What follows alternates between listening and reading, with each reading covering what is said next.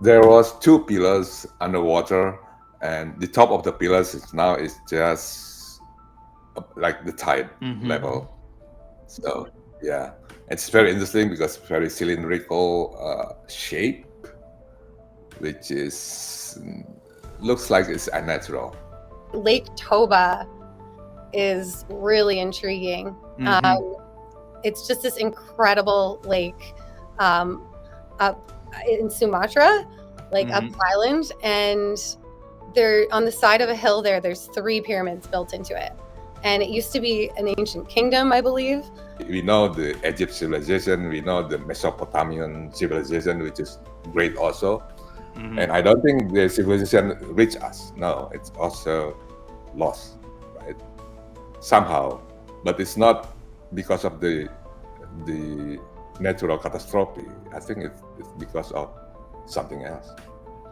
I've never been so literally on the edge of my seat. Like I was perched on the very corner of the couch, like leaning 45 degrees forward, just like jaw dropped, like looking around the room to see if everybody else is feeling the same way that I am. And like, they're Were not they? somehow, which is just like, that also is mind blowing. Yeah. One of the professors that studied that, and also he's also an expert on the Mayan civilization, and he said that a lot of similarities between Mayan civilization and the Angkor Wat heritage.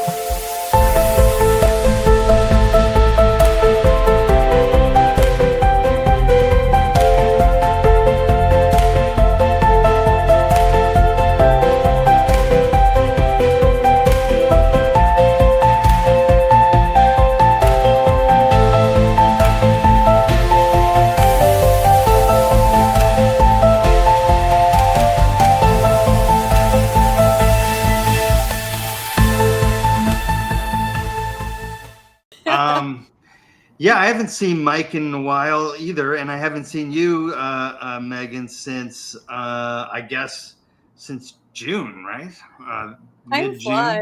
June. Yeah. Yeah. And Mike's been like at school, and so we've been seeing less of Mike, and so it is nice to catch up on a Saturday night, anyway.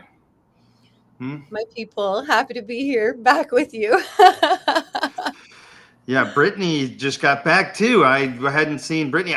That was the longest I'd gone without talking to Brittany in like, I don't know, a long time. But she was on some kind of vacation. What was it? A cruise with your family? To Bermuda. Oh, Yeah. Fabulous. Okay. Bermuda. Did you like get off and like do Bermuda stuff, or did you just like stay on the boat the whole time? We did Bermuda stuff. My daughter went swimming with dolphins and all the things. Wow. Nice, Awesome. cool. That's exciting. Yeah. Yeah. Well, the last time we were all together in person was at Cosmic Summit, which was, we were just talking about this, like, it feels like a lot longer than 2 months ago, doesn't it? I'm in such a crazy time warp of time feeling really slow and really fast right now. I just like it feels like it was yesterday and so long ago all at once. At the same time, I agree because Yeah. I just remember from that darn promo, I can hear my own voice, June 20th to the 23rd. So I can't. So it's just, and it's like, yeah, it's only been. Wait a minute, like it's only been 2 months. I feel like a whole lot of stuff has gone on since then. Yeah, definitely. I feel like a whole lot's gone on since then too. And you're right, it's like a weird time warp because it feels like it just happened, but like forever ago at the same time. That's usually the case with something like an impactful event, like with like an event where like, you know, a bunch of things aligned all at the same time, like it did for us, and I think it did for you guys as well, huh, Megan? Oh my goodness, that was a life-changing event to get to be there and to be Danny Hilman's sidekick. Like, what a privilege. I was like carrying around ancient meteorite artifacts in my purse. Like, When does that happen? We're pretty sure they're meteorites. We're looking into that. We're gonna verify that. Yeah, so we had talked to Danny for our Cosmic Monday series, which we told you before we went live here, before we started recording, was like he was like one of our, if not our biggest guest at the time, and also still like his numbers, like people still watch that episode, like that one still like gets comments and stuff like that, and like it still I loved grows. it. It's Yeah, so good. and but we had met Danny there, and he was, to be honest, kind of scary because none of us had talked to him before, right? And he's like this distinguished guy, and here he is on our show. But the episode went really well.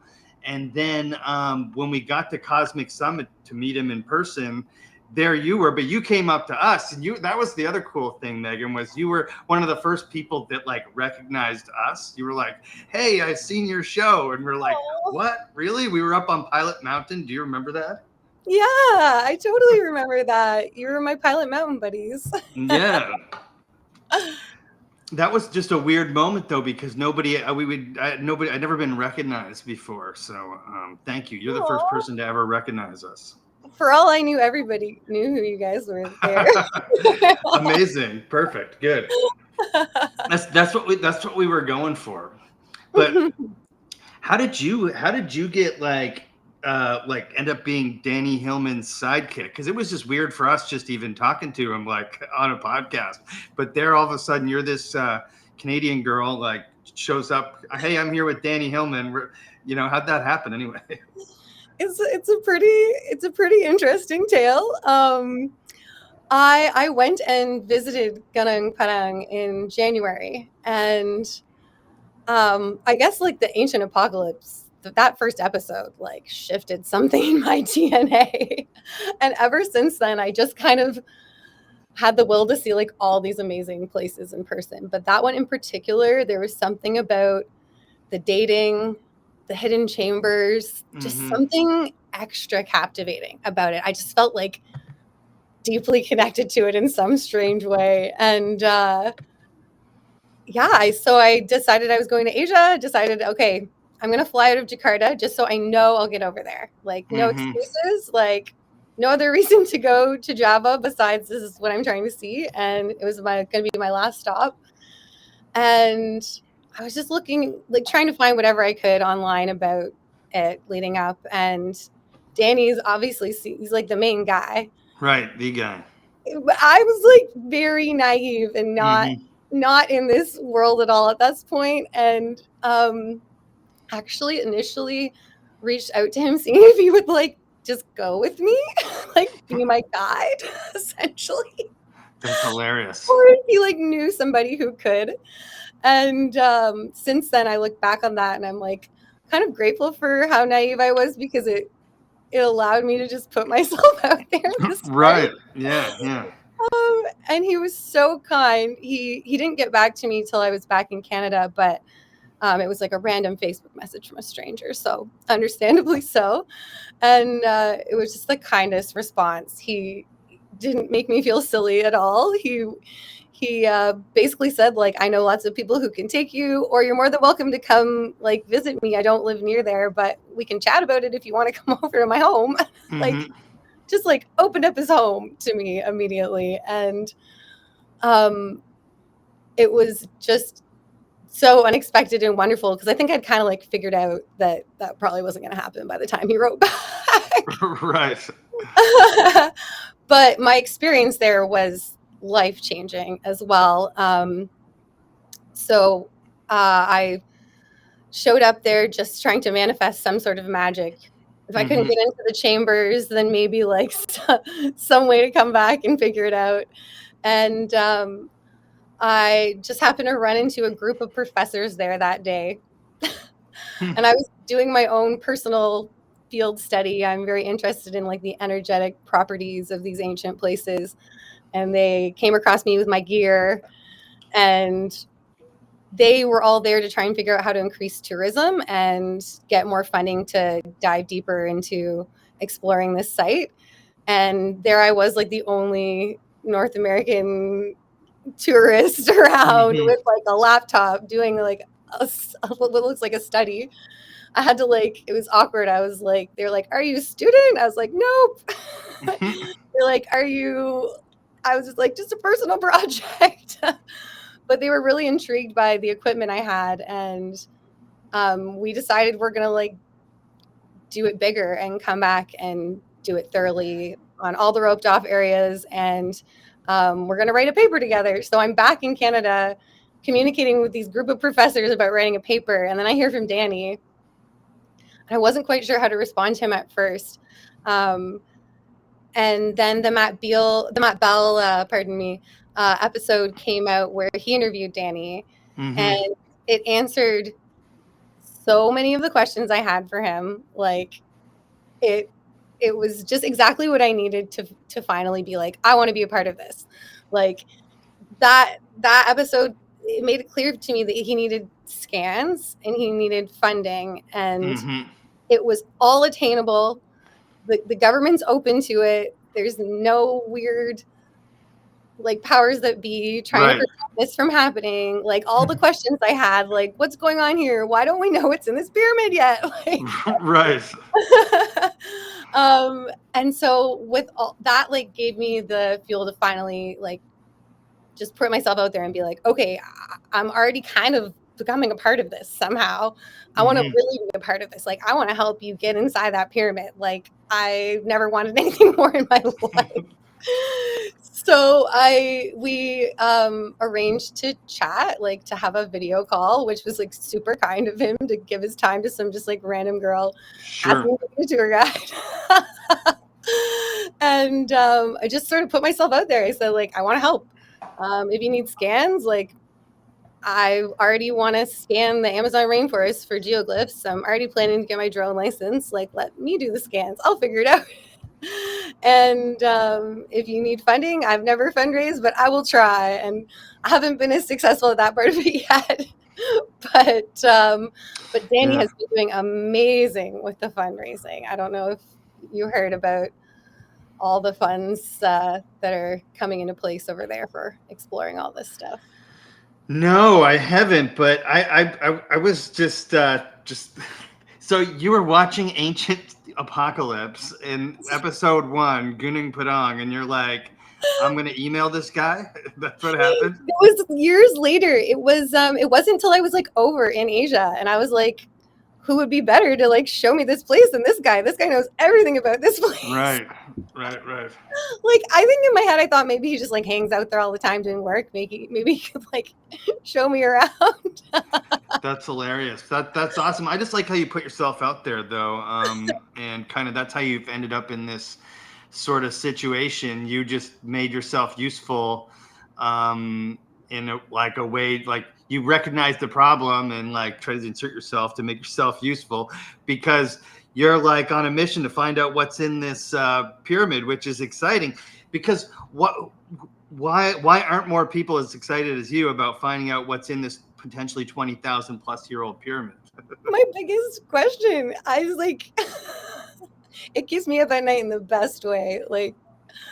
I firmly believe that the key to unlocking our future in a nice way is hidden in our past, and what if it's in there? Find out. Yeah, Gunung Padang. I found out about that site in 2015 or something, and I just remember hearing about I don't know, political stuff about now we're digging it here, now we're not, now we're digging, now we're not. What's the status of the site right now, as far as the government and digging it and stuff like that? Yeah, so as of now, it's not a cheap thing to do.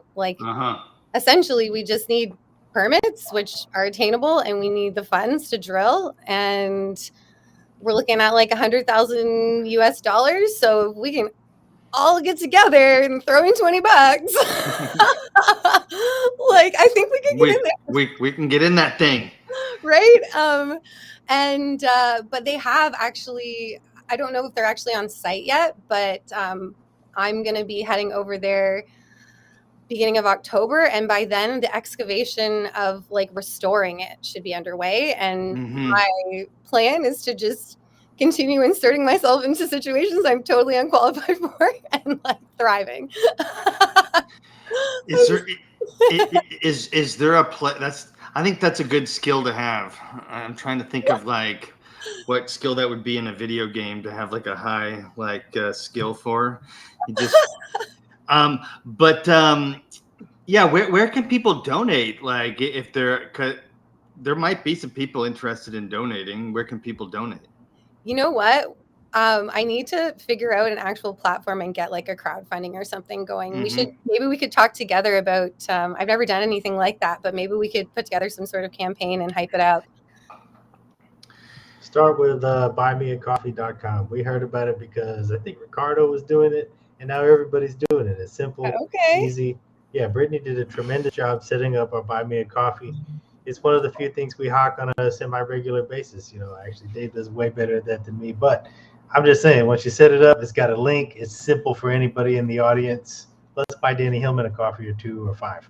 Yes. Oh my gosh. All the coffees for Danny. He is doing incredible stuff over there. So what is he up to, and have you guys been up to since Cosmic Summit? Like he went back to Indonesia and you went back to Canada, but what's been going on? So he actually hopped over first to Disney World in Orlando because he's just the sweetest man alive and like just did his thing in Disney, like went to Hogwarts By himself? Yeah. That's hilarious. I would have went there. I would have went with him. I totally do. So he had to kill a little bit of time because then he was heading to Chile for a conference. Oh, right. He told us that. Yeah. And then right when he got back to Indonesia, he was sitting down with the president's brother. He has a foundation and basically has secured funding for entire like Sundalandia discovery project. And this is basically like they're funding it and they're encouraging other people to fund basically like Danny's hunt for Atlantis here. Like Wow. this is going to be huge. Like they're ready to put funds behind this. They want to put Indonesia on the map for this. This is such a special point in time. Like it's going to be really exciting over there. I can't wait. Maybe that's the way to actually finally crack out of the current, archaeological paradigm. What if we can actually play it up as tourism and then pit different nation states against each other to find their best case for an Atlantis or some type of Atlantean candidate, when in reality what you're doing is encouraging everybody to dig as good as they can in their own backyard, and we're going to find more across the board from something like that. I love this. Absolutely. It's like the space race, Mike, Yes. but for Atlantis, but in reverse, right? Okay, yeah, what do we call it? The ancient race or something? The lost race? Yeah, because if everyone's competing against each other to like see who's got the best, like oldest, coolest stuff, everyone's going to put money into it and look for it, right? It's like going. That's how we tricked everyone to go to the moon, right? Oh my goodness, amazing. Maybe Yeah. ourselves? Well, had to say it, sorry. We're gonna be scanning for some really, really interesting stuff over there. Not only like on land with drones, but underwater with like the most current multi-beam LiDAR out there. And I've teamed up with 2 amazing Canadian gentlemen, that are drone experts, Richard and Sean, and they've got the best gear. They've got all sorts of amazing experience, and also with like diving in the Arctic for sunken and things like that. I'll dive in the Bahamas. I don't want to dive in the Arctic. Oh yeah, Indonesia, count me in. Arctic, not gonna happen. Yeah, I'm out. And yeah, we have like 4 other pyramids we're going to be scanning. 3 valleys that are full of these like wild megaliths, these like Easter Island style like phallus, huge megaliths, and like these giant vases that are like 7 feet tall with lids. That What? Like absolutely like wild stuff. Not to mention at the conference, Danny revealed the whole sunken harbor situation in the Sunda Strait. So we're getting right down there, and there's there's like two very distinct looking pillar type shapes that we're gonna investigate. Just saying. Race to Atlantis, you better watch out. Yeah, so what's his name there? Donaldson, what's his name? Brittany, sorry. Michael Donnellan. Yeah. Donnellan. Michael Donnellan, he was really hanging his hat on the Plato stuff and his little book. Yes. So hard. Yeah. Bless him. I thought he was a wonderful gentleman, but you gotta like look up from your book for a sec. Come on. So, but this addresses that what he was talking about, right? Like, because you're like investigating the pillars, right? You're looking for the pillars. Yeah. So, which is his whole thing was like, you guys aren't looking at Plato. Hercules. Hey, I actually caught Mike Donnellan on the debunking show yesterday while I was at work. I had to turn the volume down, but I was able to see them streaming live. They had a good show yesterday afternoon. So I gotta check that out. Yeah, it was a bit spicy. I wish they actually got a chance to like debate though in the debate. It was just everybody got to plead their case, but there was no opportunity to interact. And I think it might have gotten like real spicy if there were. Yeah, it was interesting. You know, it was a weird time for it because wasn't it like Monday morning or something? Yeah. And everyone was like going pretty hard the night before, you know? And so like I was surprised to see some of those people like at this Atlantis debate because like I had said, everyone had been, and not just, they were really long days. Friday and Saturday and Sunday were all very long days at the Cosmic Summit. Good long days, though. Yes. Absolutely. Yeah. Honestly, for me, Atlantis, Sundaland, whatever you want to call it, it is so interesting, and I just want to know more. It's to me, it's the most interesting subject there is, right? Like, as if Atlantis is real. And whether it's like, as Mike and I have been kind of piecing together, the more we talk to people, that like maybe Atlantis is this, idea. It's like we're a civilization now, like we're a global civilization right now. We consider ourselves the same civilization, whether we're Russia or the United States or China. We're a global civilization. There could have been something similar with parts of it like stretching all across the planet. So I think the more space race, Mike, we need something.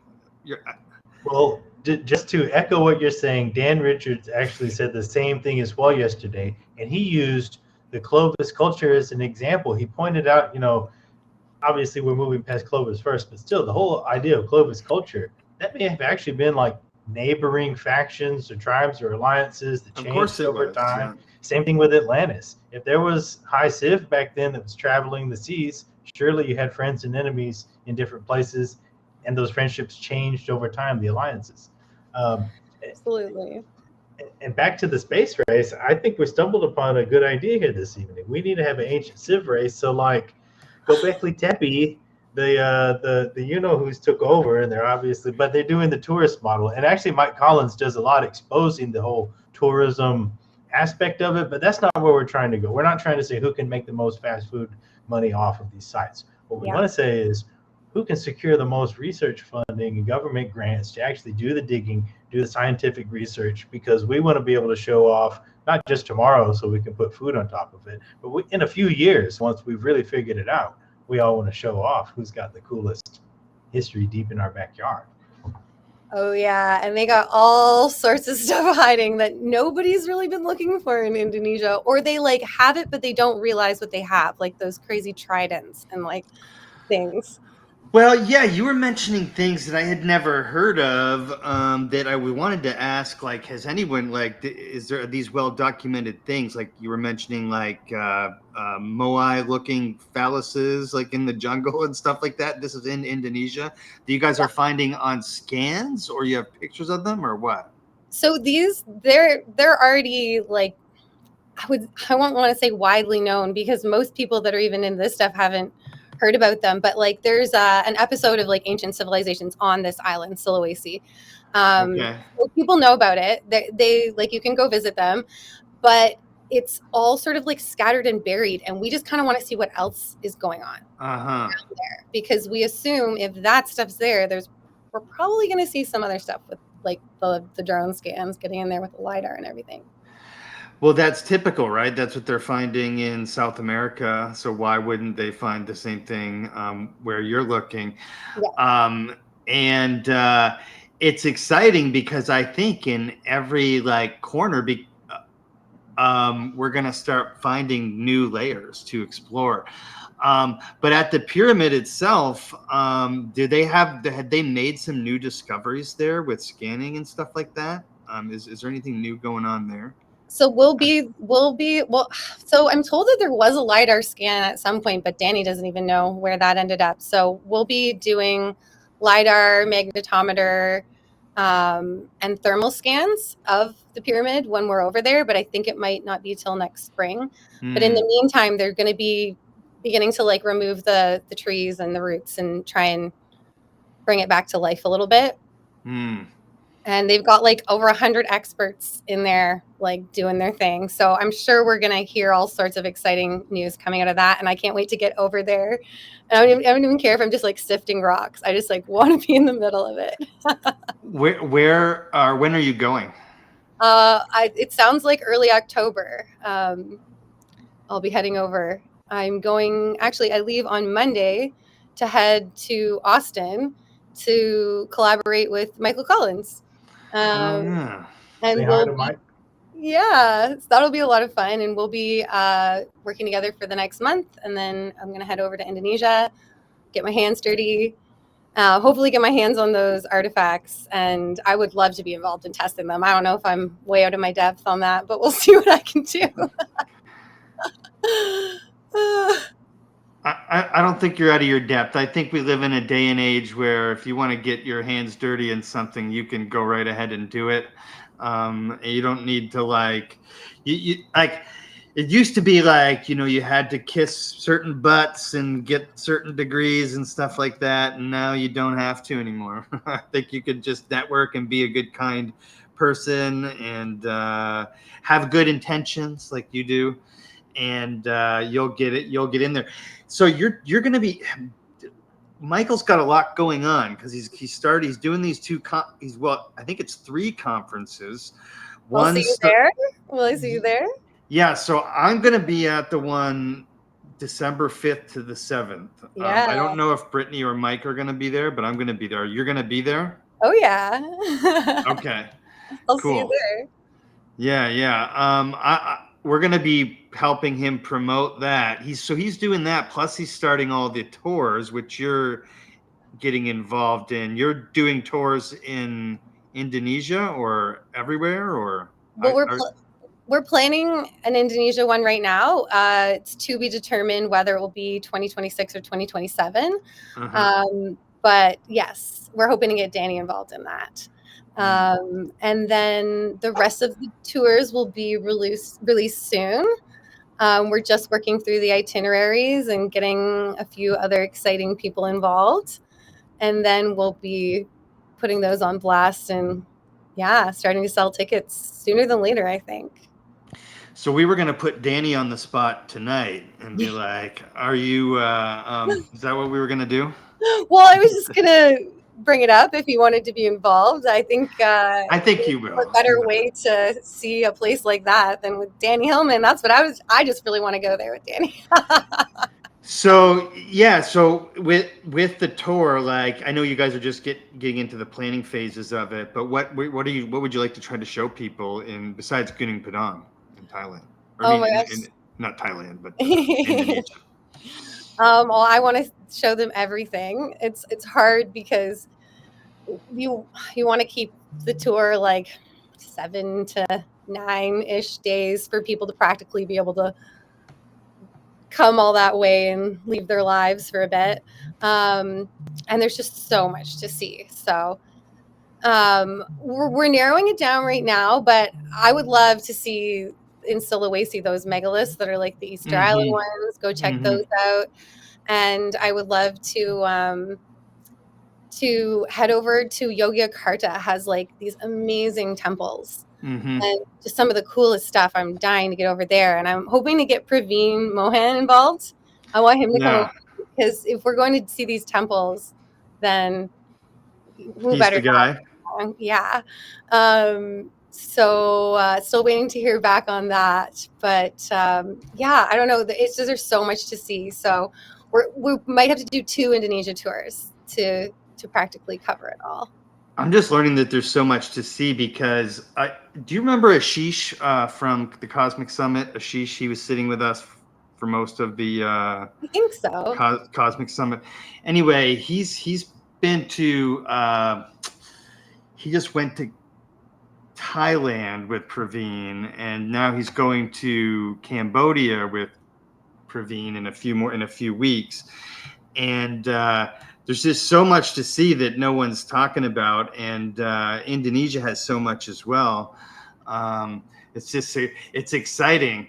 What was it about like the Gunung Padang site though that like got you? Was it the potential age of it?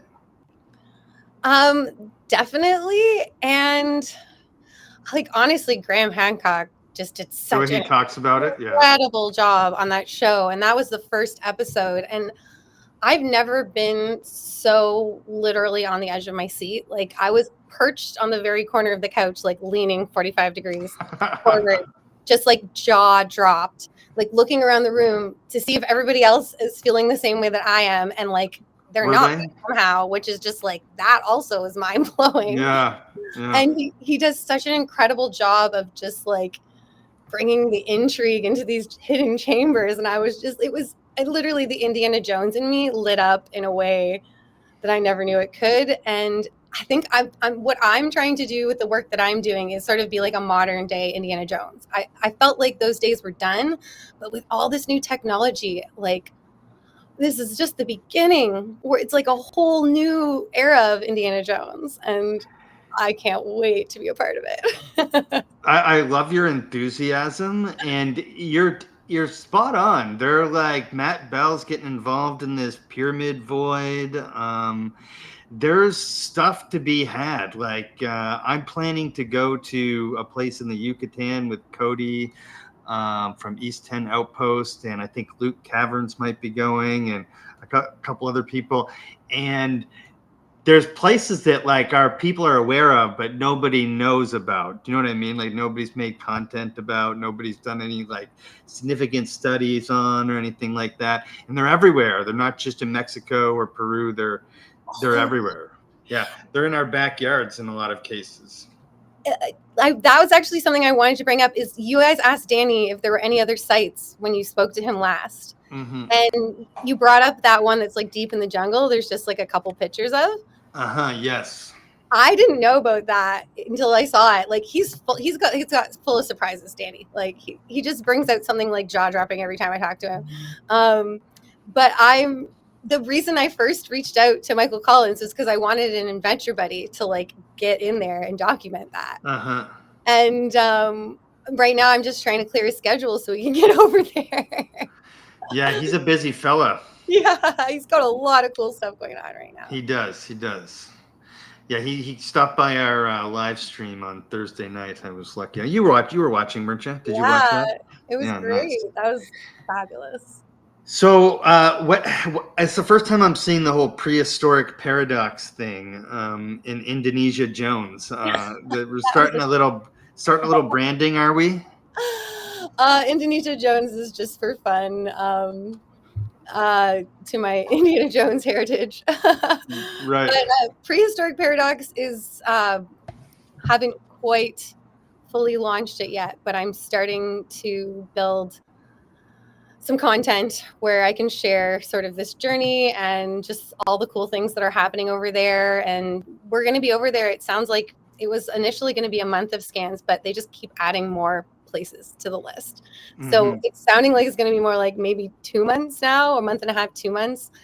And I just want to, document all the incredible stuff that we find and share it. And then hopefully put all this LiDAR data and everything we gather out there for everyone and just yeah, sort of be like a voice from over in Indonesia, sharing what we're doing. And eventually I'd love to do this type of work like around the whole world. Yeah.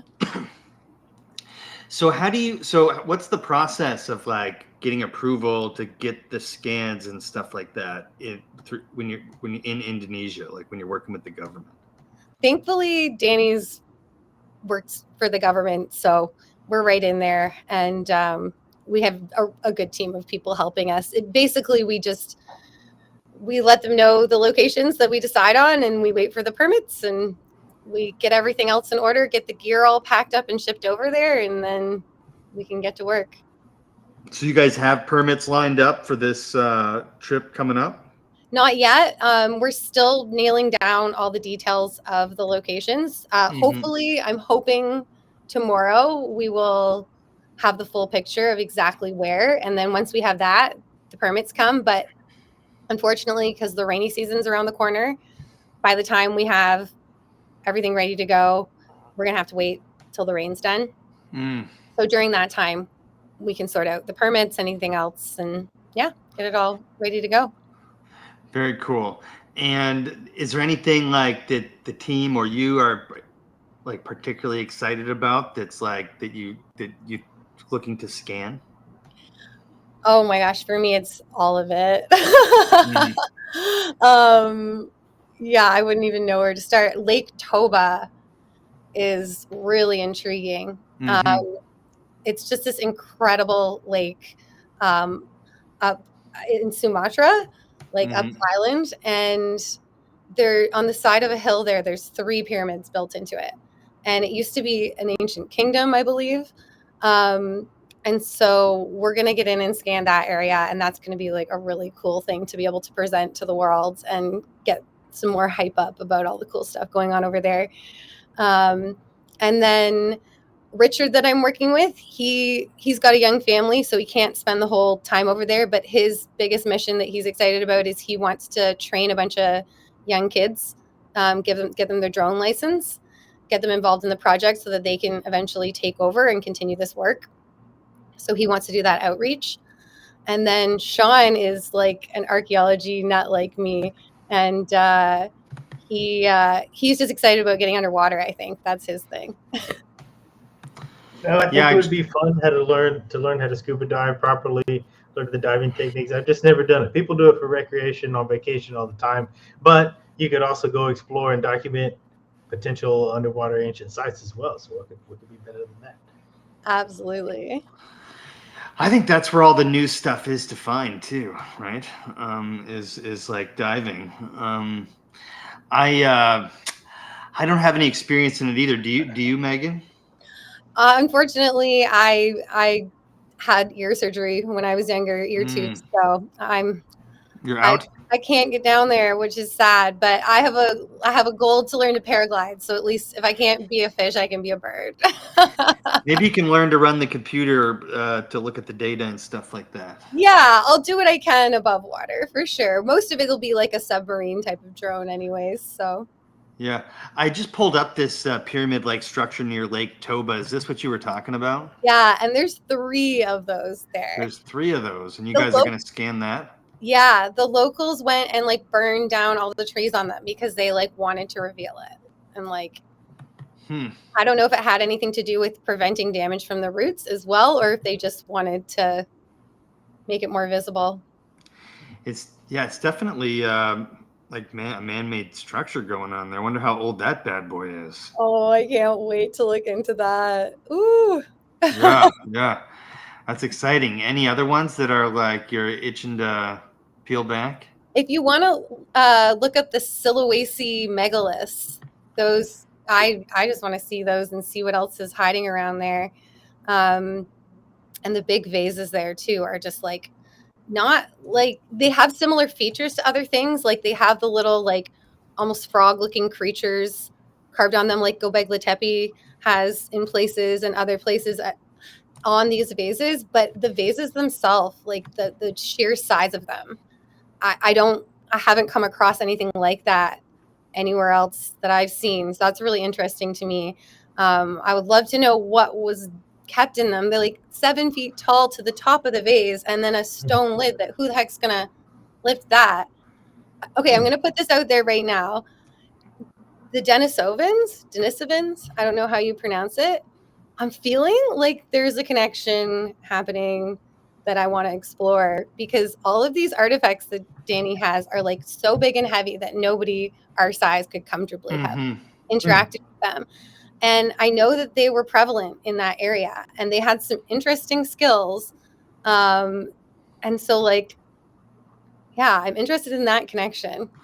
What artifacts are we talking about here? So I sent some pictures in an email. Yeah. Can I want me to pull them up? Yeah, those are so cool. I can't wait to get my hands on those. Are these? I thought I was confused. I guess are these remakes, or what are these? These were like fished out of the Java Sea. They have potentially been underwater for like over 10,000 years. What? They believe that they're made of like forged meteorite iron, which might not seem like a big deal unless you're a blacksmith, because that much like forged iron in one place is like unheard of in this day and age. And they have buckets full of this stuff in this room, like the wildest looking things you've seen. And one of Danny's projects that he has coming up is going to be like testing these and trying to prove how far back they go. That thing's insane, Mike. If you were playing a video game, your blacksmith skill would be really high if you made that thing, right? No doubt. Those are so heavy too, like unbelievably heavy. Like nobody could wield that unless they were like massive. So, like a normal person sized Danny couldn't like swing that around. I feel like I would definitely hurt myself if I tried to do anything other than like just pick it up. So wild. And this thing's real too. I thought this was fake, dude. When you sent this, I was like, oh, that's cool. But I thought it was like some kind of recreation or something. Nope. This one minister just like has a collection of this stuff. He went around seeking it out, and like I guess this stuff's just like being pulled out of the sea. Huh. And I'm just picturing myself over in Indonesia, like floating on a surfboard with like a magnet on a fishing rod, like Sure. trying to find more artifacts. Oops. That would be a really unique fishing trip. Yeah. Like, and if you zoom in on the details too, like it's especially so on this piece. Yeah. that would wreck you. This thing's crazy. Yeah. That one would wreck a person. Holy cow. Like, yeah. It has pretty crazy detail too. They're ornate, but they also look like they would wreck you. You know what I mean? Both utility and beauty. Yeah. If you zoom in, you can see sort of like the pit holes that show like how long it would have been underneath the salt water type of deal. That's as far as I can zoom there. And I know that there are photos around. There's like a pine cone there. I'm pretty sure I see that. At least that's what I see. Yeah, that is a pine cone. Right. Yeah, there are photos of Danny holding at least one of them when they're still rusty before they've been cleaned too. So they clean with some rust initially, and then I don't know the process, but yeah, the fact that they didn't disintegrate fully, like some kind of eagle at the top there, or some kind of crazy... Quetzalcoatl, maybe. Possibly, yeah. This one's wild too. One of them has like the straight up Atlantis like symbol in the middle of it. I think that's this one, right? This makes me think of Atlantis right here. Well, that one definitely is like got Poseidon vibes for sure. The first time I ever heard of Atlantis was these old books called Choose Your Own Adventure. Do you guys remember that? Maybe I'm too old. No, sounds like something I love. There was a bunch of those in the library. Always. Yeah, and you would read it, and it would give you like, you had 3 choices or whatever. You turned to whatever page, or choice, but I remember reading this one about Atlantis, and this dude on the cover had that exact staff. I'm pretty sure on the cover of the book. Yeah. Oh my gosh! So, For the debate, I wonder why Danny didn't just like show these tridents, because I he would should have have been just like, showed up with that. done. Literally, oh my god, I wonder how you would ship that. Wow. Well, there's one that's like it's more of like, well, there's another trident I'm pretty sure in there that I sent, and That then would there's have made a very powerful statement towards Yeah, it. mic drop. yeah. Oh yeah, seriously. The one has like the Templar cross, like the Atlantis, like Mhm. in the center of it. It's more of like a staff, Mhm. but I think I sent that one over too. Yeah, I got more. This one? No, but if you zoom into that one, it's got some cool details there too. It's almost like yeah, a there's dragon. a feathered serpent of Yeah. sorts, huh? Totally. That one would also wreck you. It really would. If you understood too, like just the weight behind it as well. Well, you held the ones at the conference, so you saw how heavy those little bits were, right? Yeah. So think about how heavy those would be in comparison. I think I sent ones that show the weight of that jewelry as well. Like it's some solid stuff. Yeah, you did. We'll flip through that. Yeah, that one looks like you'd have to be like a good 10-foot tall giant or something to wield that thing. I'll say giant. Yeah, definitely not a normal human. That's a cool one too. That one literally looks like it's from Star Trek. That's what the what are they called? The Klingons. That's what they use. Totally. And Danny looks so hardcore in this photo. He really does. I think it's the hat, huh, Mike? I love it. It gives a certain vibe to it. Yeah. Danny's pretty jacked for his age too. He's in pretty good shape. Yeah, he gets around. He's walking up and down that pyramid all the time. Well, he looks like he could wield this thing. Totally. Looks like he could wield that for sure. This one's wild. Like this one definitely like not be super useful. I don't know. Like you'd have to. It'd be really heavy. Yeah. That one looks like you could use both ends. Like just. So they didn't. Yeah. So they didn't have any idea how old this stuff is or where it came from at all. They haven't determined that at all. It's come like they've been pulled out of the sea, the Java Sea. That's the story that I've gotten from where they were retrieved from. I believe fishermen have come across them, and then this guy was collecting them. We'll have to verify that. This thing's insane. That is very Atlantis to me. Yeah. Danny! Hi! You should have just showed up with the Hello. stuff. Everyone. Hi. I'm really sorry. I don't know. I forgot. Don't worry, Danny. No worries. We were just flipping through pictures of you holding all these tridents and stuff. Yeah. Oh my goodness. Talking about how hardcore you look wielding these weapons. Very happy, yeah. For sure. Down to here. There we go. So how are you, Danny? How have you been since Cosmic Summit? Haven't seen you. It feels like 2 months ago, but it feels like a lot longer than that. It feels like a lot has happened. Yeah. It's really fun. It's amazing meeting. I like it. Yeah. What have you been up to for the last couple months? Oh, it's pretty busy. It's very busy. Lots of things, stuff that's related to my earthquake study, and also we are in the process of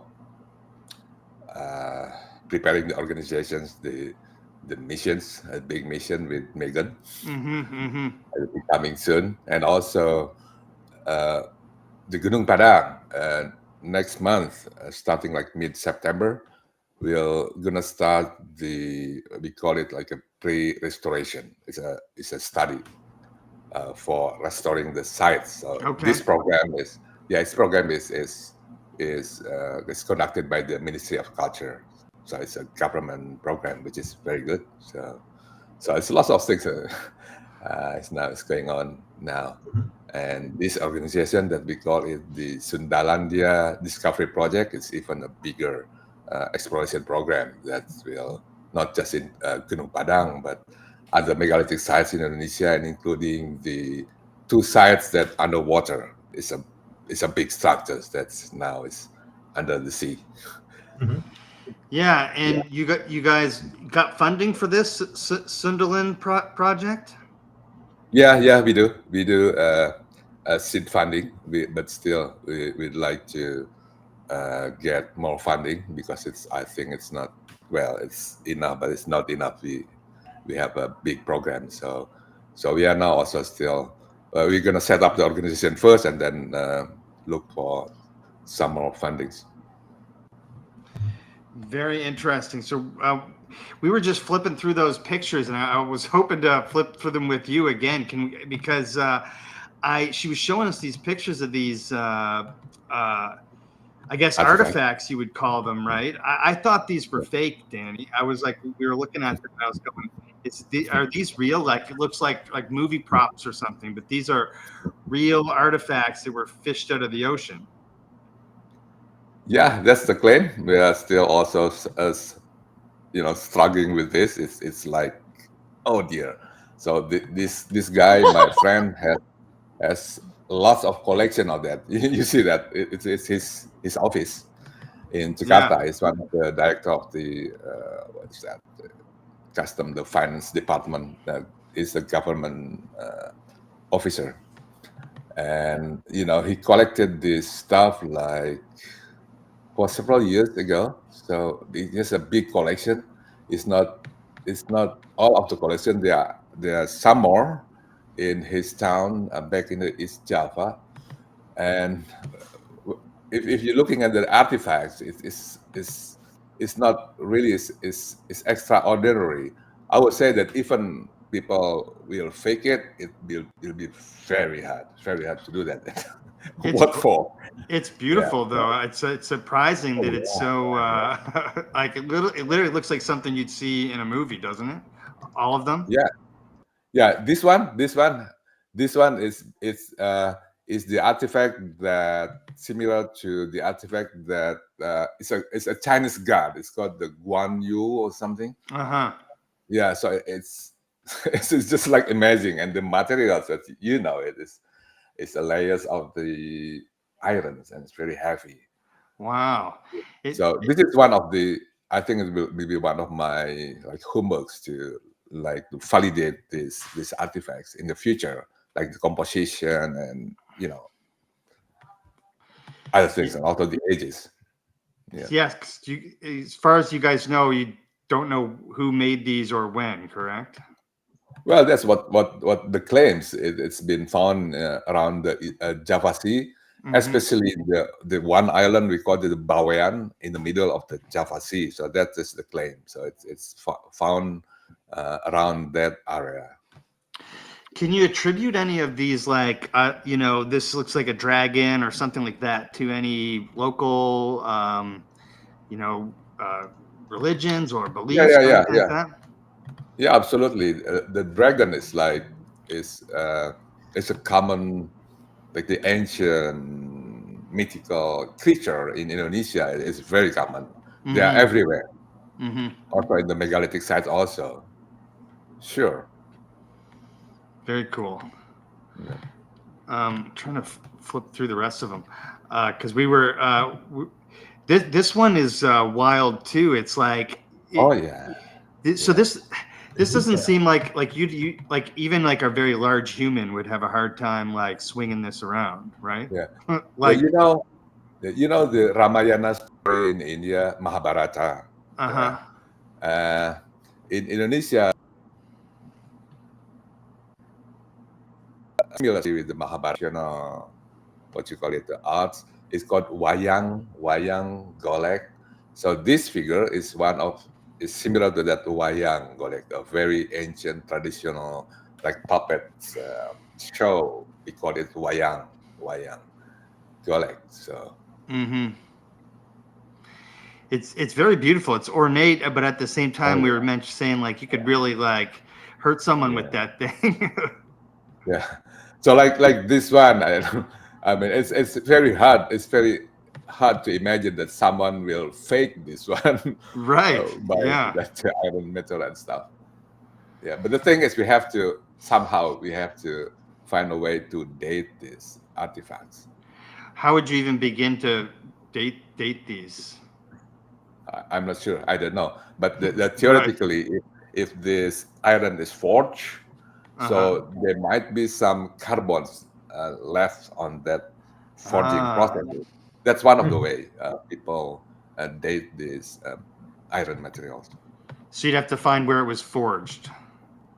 The carbons on might be contained on that iron. Trace amounts. It's still possible. Yeah, but the other thing is we just have to find similar artifacts still on the original place in the sites, so we can date the layers, the sedimentary layers that associated with these artifacts. Got it. Yeah. And so where was that George? Yeah. That's hilarious. He was feeling the energy. Yeah, obviously. Yeah. That's a heavy necklace. Yeah. I was very happy on this night. So what are we looking at here? Oh, we think it's a bracelet.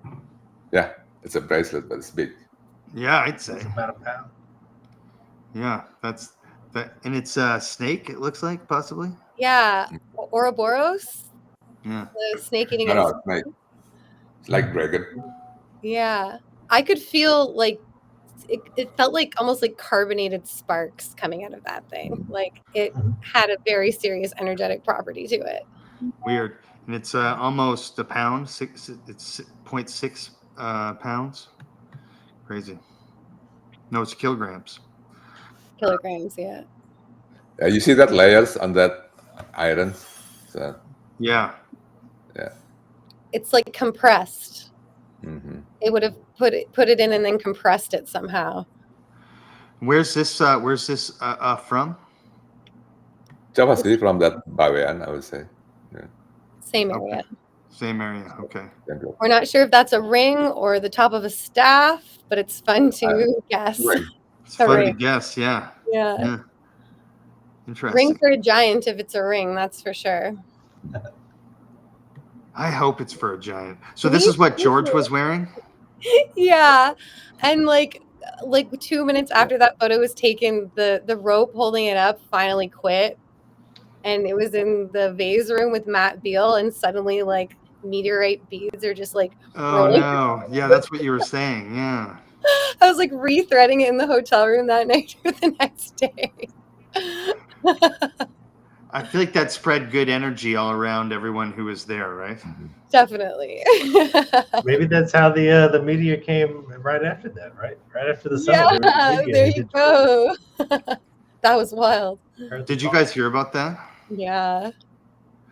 Danny, did you hear about that? The meteor that passed over like the next day? Meteor. In Greensboro. Yeah, it passed over Pilot Mountain, I guess the day after the Cosmic Summit. Yeah. Oh, I didn't know. Really? And then it blew up in Atlanta, like near Atlanta. And then I saw the meteorite, like literally a week later at a place called the Telus Science Museum here in Georgia. But it passed over the Pilot Mountain in Greensboro, North Carolina, the day after Cosmic Summit. Wow. So that's something. Yeah. Hey, it might be an accident. It might not. You know, these were cool guys to meet. What did you think of their presentation, Danny? Interesting. Yeah. So yeah, the bottom line they have is a new technique that hasn't really known in the academic. So it's a new technique. It's brilliant in terms of it doesn't need permission to do it. You can do that anywhere in the world because it's using light. But it's a new method. We call it an indirect method of scanning things. So it doesn't really scan underground, but it observes the vibration on the ground surface that theoretically it reflects the underground structures. So it's indirect way to scan the underground, but it's new, so it need like lots of validation comparing to the other methods to compare the the accuracy, the precision and stuff. So stuff like that. But it's a brilliant method, but it needs to be developed further. When you say lots of validation, you're talking like years worth of studies with it and proving that it works, or like how much validation are we talking? Yeah, like the scanning under Giza, like showing that the pillar structures, the chambers, but we need to validate it with other method like seismic tomography, for examples, or drilling stuff to compare the results. So got it. Otherwise, it could be right, could be wrong. That makes sense.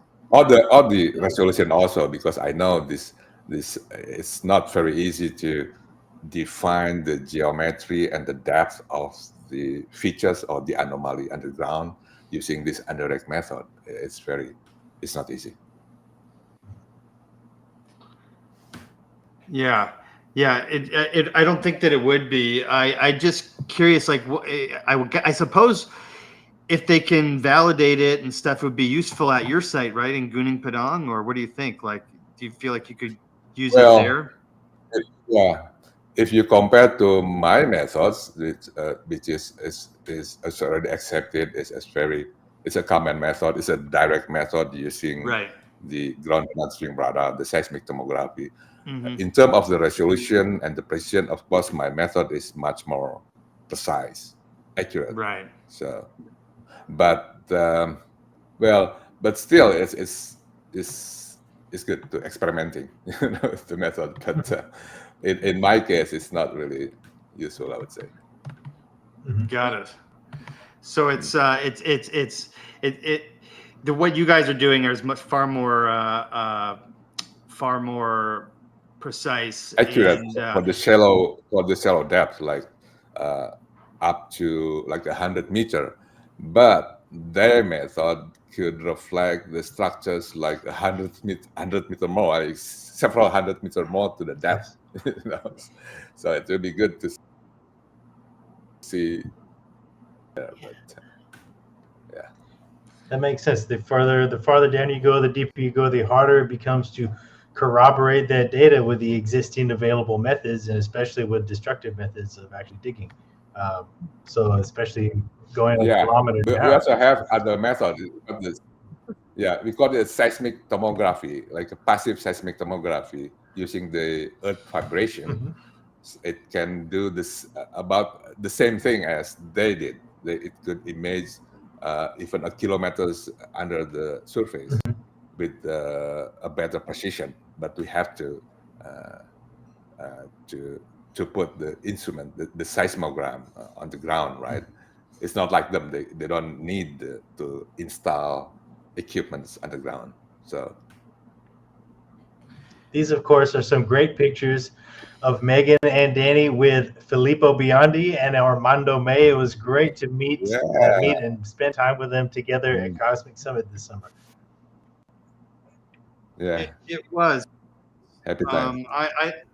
Some of my favorite moments at Cosmic Summit this summer were with you, Danny. We got to hang out with you the night before you did your debate, and that was fun. And then I get to watch you do the debate. How was your experience in the Atlantis debate at Cosmic Summit?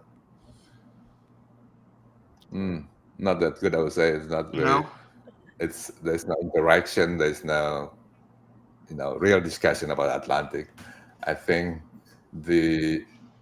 most of the time just spent by the people presentation, which is like just too long. So there is no time for discussion. There's no time for interaction. Yeah. So, but it's okay. I mean, I have presented my stuff, right? So, but it's not discussed with them. So it's still good to discuss that in some way, shape, or form. and it's still good to have a platform to present these ideas because we'll be back next year. Everybody will be back next year. It will be better than ever. Right. Yeah. Yeah, hopefully they'll like work out the format or as far as like the quote unquote debate. Because when I was watching it, yeah, I felt like everyone was just trying their best to say their piece, but there was no format or time limits or anything like that, or any opportunity to ask questions, that kind of thing. So plus it was like Monday morning, right? Which was like everyone was very tired by Monday morning. Were you guys tired by Monday morning at Cosmic Summit? Yes. Yes. Yeah. So And I think the moderator for the discussion is not George. I think somebody else, which wasn't able to do that. So George took it over, and he didn't really know, what the time limit was done. Mhm.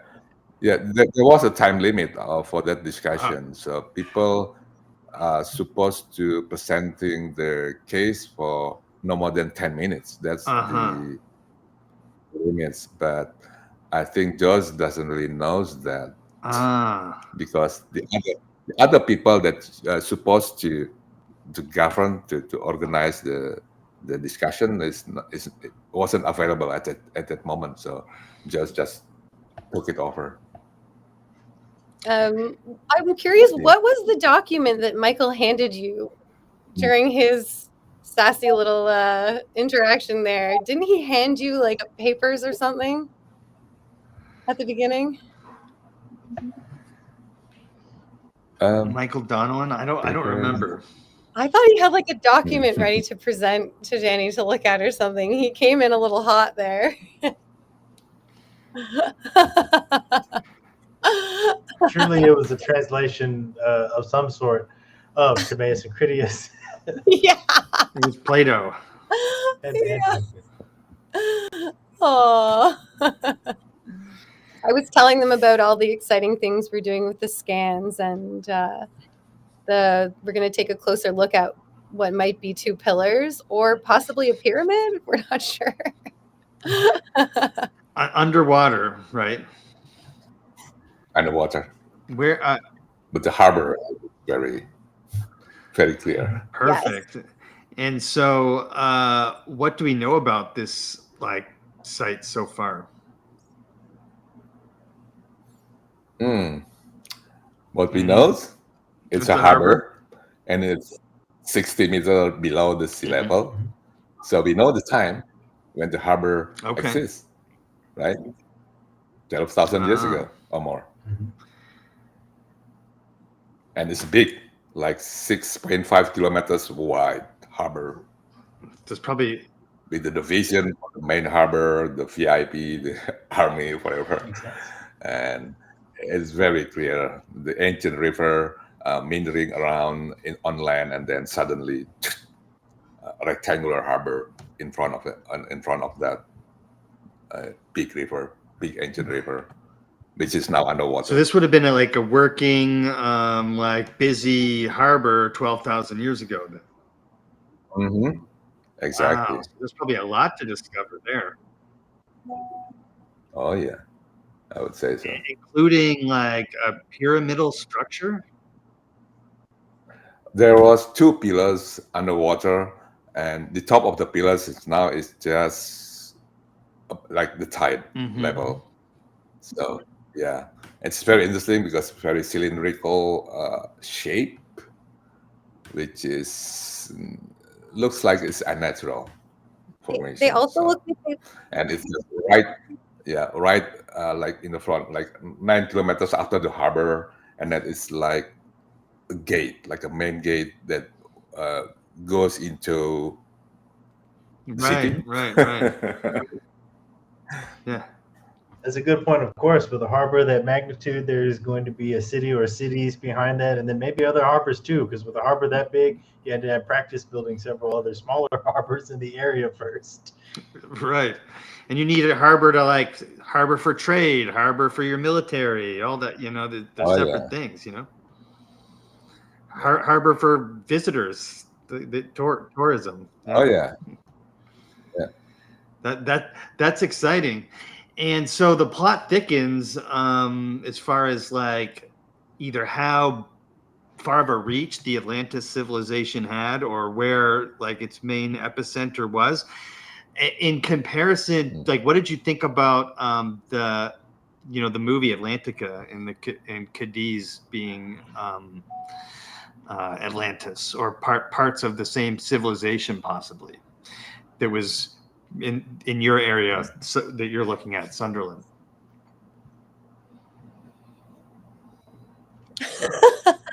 Yeah, if you read the description of Plato's Atlantis, it fits 100% Sundaland. Yeah. I would say. Yeah. We're not stupid. I wouldn't. But if it isn't Atlantis, it's okay too. It's still an ancient civilization in the Ice Age, right? Right, exactly. And sorry, go ahead, Mike. I was just gonna say this is a early sneak peek at Ancient Apocalypse season 3, which isn't even out yet, but this is going to be the headlining episode of this. You know what I mean? I might be chatting with Graham at the end of September. It's not fully set yet, but I gonna let him know what we're up to over there. Hopefully. Yeah, the good things about this underwater, the timeline is definite, absolute. There is no, so it is very important to this evidence if we want to say that there's a civilization in the Ice Age. Yeah, and it's because of the you can definitely tell the age of this harbor and stuff that you find in it, which I definitely think needs an episode of Ancient Apocalypse season 3 because I don't think like I had never like heard about this particular area as far as like being connected to Atlantis before until I saw you talk this year at Cosmic Summit. So it's just fascinating to me that like we could be uncovering a global civilization much like we have now. We're different parts of the same thing.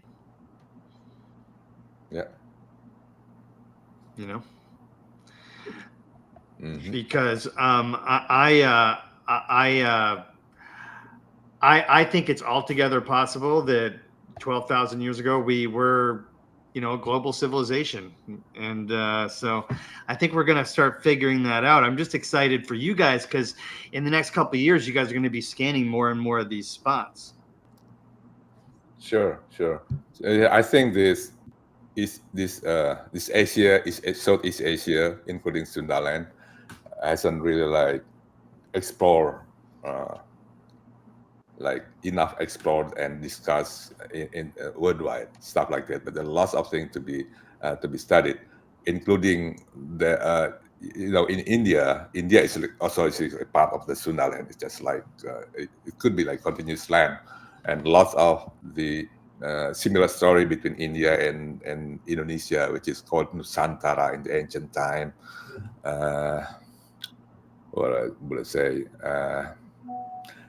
And there is a story, a legend, or whatever you call it. It's a Mahabharata story in India. It's very famous. I don't know whether you know it or not. And there are also a study on that Mahabharata, and they could. Basically, the result of the study say that the Mahabharata is not a legend, but it's based on a real history. And based on the study, there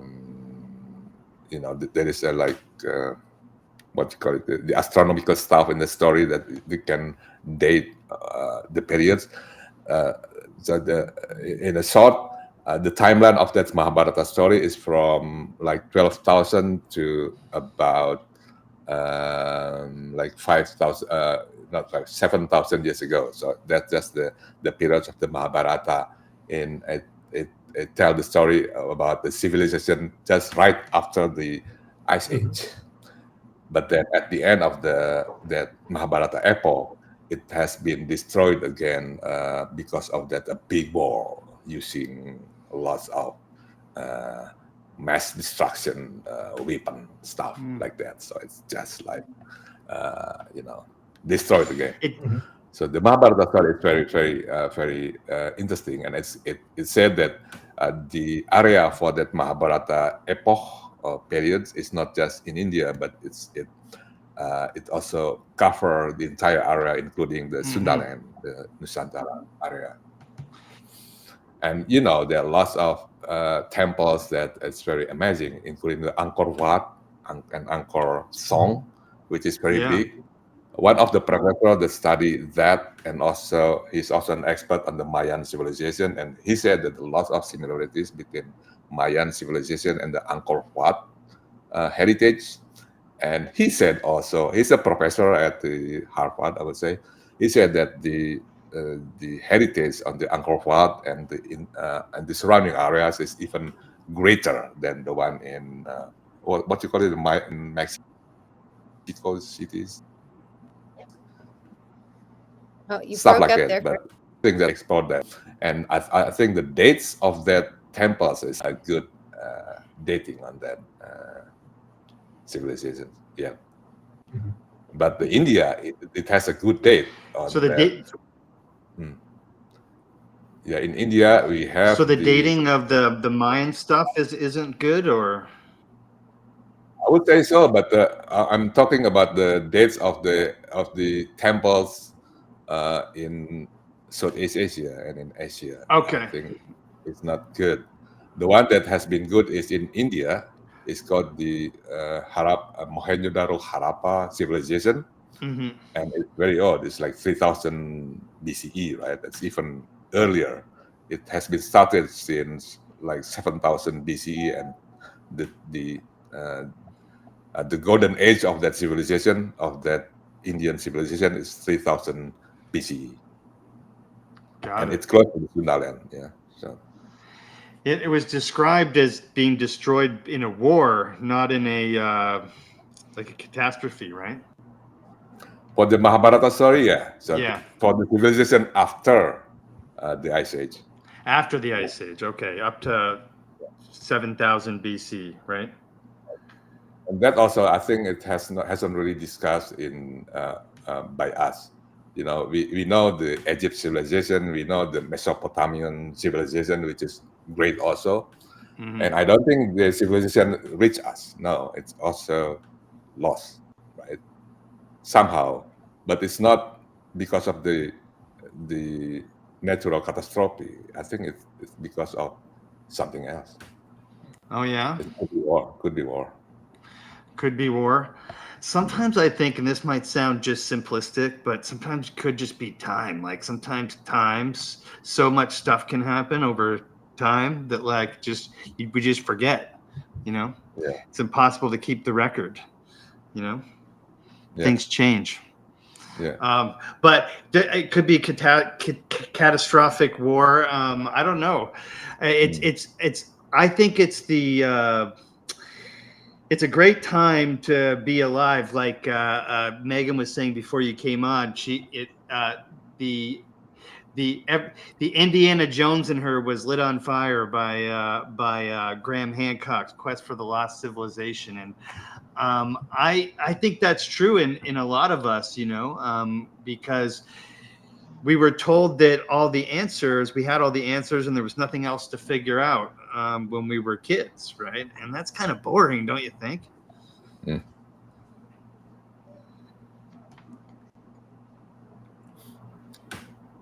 Yeah, I felt that way big time. I thought it had all been found, and I was so excited to find out there's like all sorts of stuff to find still. Yeah, and somehow you managed to have yourself wrapped up with Danny here, helping Danny find stuff in Indonesia. Mm-hmm. I feel very lucky to be involved. Yeah, Danny's been wonderful taking me in. Yeah. Helping spread awareness, right? Yes, absolutely. We got to get the word out, let everybody know what's going on over there. Yeah. And we'll plan the tour and bring everybody over. Besides that, Yeah, that's the way. It's to have tours, bring rich people on tours, and treat them really well, and but honestly, show them that there's something there to be found. You know, it sounds like you guys have like a whole harbor to dig through, and that's exciting. It matches up perfectly with the date that everyone's looking for and everyone's looking at, and that's the most important thing. Like Danny said, it's like we can guess with all this other stuff, but we actually have a date for this harbor. So, you know, let's take a look, right? Mm-hmm. Yeah. And just a note, the way Michael Collins does his tours, you don't have to be rich to go either. He does a really amazing job of making them like within reach. So that'll be a big part of what we're trying to do. Very cool. And I don't know. I don't know to put you on the spot, Danny, but are you gonna make a guest appearance on the tours or what? Would you come meet us at the pyramid and tell us about it? Say again. Are you going to have a tour? Big tour? Yeah, we're talking about planning a tour. Yeah, we'd love for you to be involved. If the time is right, why not? Why not? Yeah. We'll schedule it to match you for sure. Yeah. Yeah, maybe for the inaugural tour, the very first one, Danny can give it his blessing. Yeah, that would be incredible. Yeah. Beside the Gunung Padang, there are two. Well, it's not two. Like several other sites in Indonesia, which is very exciting, including our new discovery, the pyramids in Toba Lake in North Sumatra, which is amazing. And also the vast megalithic sites in Central Sulawesi, which is also awesome.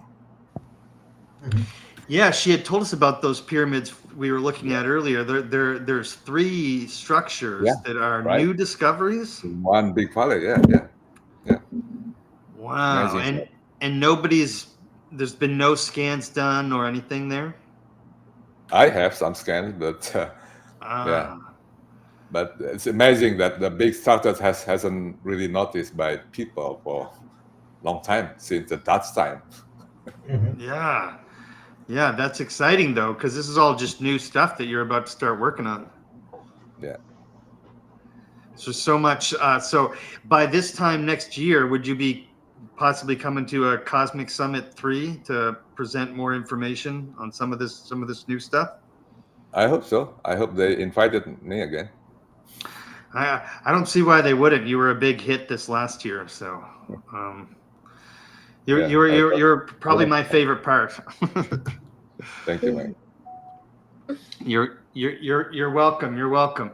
And so there's so much more to find on the planet and so much more connections to make. And I feel like you guys are just at the beginning of finding a bunch of new stuff. So it's super exciting to kind of be here at the beginning of it. And then, you know, as this thing develops, you guys can come back on the show and tell us what you found. Sure. That would be great. We'll be ready. Yeah. Awesome. Well, let's we can start wrapping it up. So how do we? So Megan's gonna make a buy me a coffee, okay, for the for donations. And if you want to donate to the scans they're doing and anything else related to the project, we'll put it in the description. Yeah, she's going to be doing tours with Michael Collins from Wandering Wolf to Indonesia, which is exciting. And you might get to meet Danny Hilman there. So just throwing that out there. But thank you guys so much for coming back on the show, Danny. And thank you, Megan, for coming on the show for the first time. Thank you, guys. Thanks for your time tonight, guys. That was great. It's great talking with both of y'all. Yeah. Have a good night, guys. Bye, guys. Later. Stay night. Adios. Bye. Bye, Danny. Yes.